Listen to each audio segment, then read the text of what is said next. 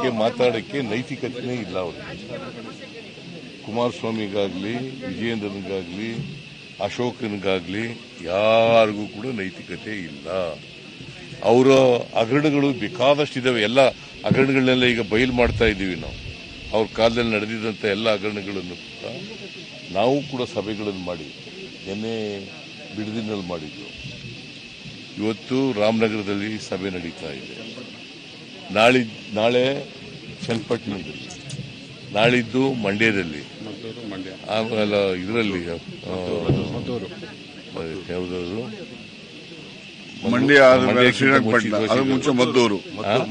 ಮದ್ದೂರಿನಲ್ಲಿ, ಆಮೇಲೆ ಮಂಡ್ಯದಲ್ಲಿ, ಆಮೇಲೆ ಶ್ರೀರಂಗಪಟ್ಟಣ, ಮೈಸೂರಿನಲ್ಲಿ ದೊಡ್ಡ ಸಾರ್ವಜನಿಕ ಸಭೆಯನ್ನ 9ನೇ ತಾರೀಕು ಮಾಡ್ತೀವಿ.